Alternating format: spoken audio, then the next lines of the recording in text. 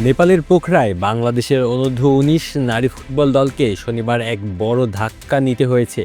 লাল সবুজের মেয়েরা, যারা কয়েক মাস ধরে ভারত-বাংলাদেশ ফুটবলের লড়াইয়ে আধিপত্য দেখিয়েছে, ফাইনালে সেই ধারাবাহিকতা ধরে রাখতে পারেনি তারাই।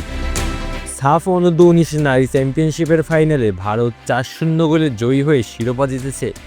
নভেম্বর মাসে পুরুষ ফুটবলে জয়ী হওয়ার পর সম্প্রতি নারী ফুটসাল এবং অনূর্ধ্ব-১৯ লিগ পর্বে জয়ী হওয়ায় বাংলাদেশ টিম আত্মবিশ্বাসে ভরপুর ছিল। তবে ফাইনালের মঞ্চে এসে সব পরিস্থিতি উল্টে গেল। পোখরার মাঠে রক্ষণভ্রষ্টি, গোলকিপারের কিছু ভুল এবং অসংগঠিত পজিশনের কারণে একের পর এক গোল হজম করতে হলো। প্রথমার্ধের মধ্যেই ম্যাচের নিয়ন্ত্রণ ভারতের হাতে চলে যায়। ৪০ মিনিটে বাঁ দিক থেকে আসা ক্রসের সময় বাংলাদেশের ডিফেন্ডাররা পজিশন হারায়।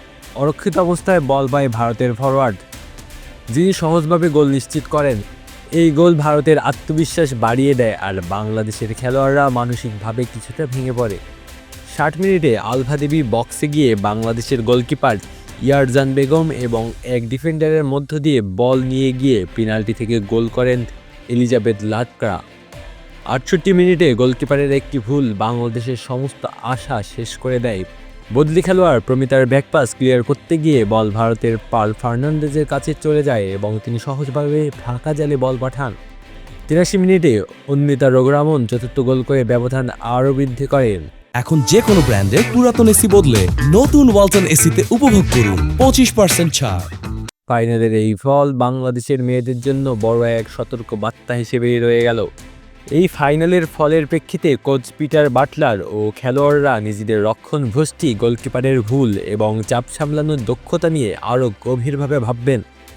টুর্নামেন্টটি মূলত আগামী মাসে অস্ট্রেলিয়ায় অনুষ্ঠিত হতে যাওয়া এএফসি নারী এশিয়ান কাপের প্রস্তুতির অংশ হিসেবে দেখা হচ্ছিল।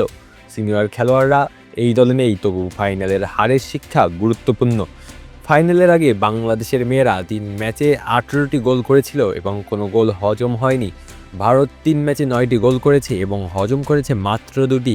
সাফ, অনূর্ধ্ব-18, 19 এবং 20 এই 3 বিভাগের সর্বশেষ 6 আসরের মধ্যে 5টিতে চ্যাম্পিয়ন হয়েছে বাংলাদেশ।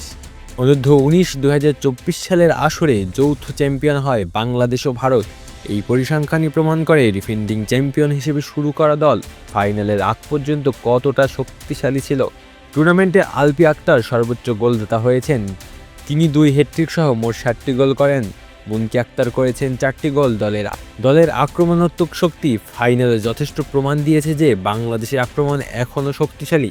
তবে রক্ষণভ্রষ্টি এবং চাপ সামলানোর অভিজ্ঞতার ঘাটতি হারের মূল কারণ হয়ে দাঁড়িয়েছে। ফাইনালের এই হারের পরও বাংলাদেশের মেয়েরা আগের সাফল্য ও দক্ষতার ভিত্তিতে আগামী প্রতিযোগিতায় আরও শক্ত হয়ে ফিরে আসার সম্ভাবনা রাখে।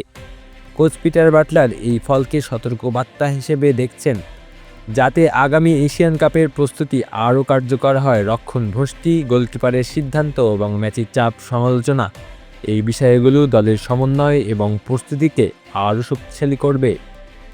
আলো আসি তালুকদার, অন ফিল্ড।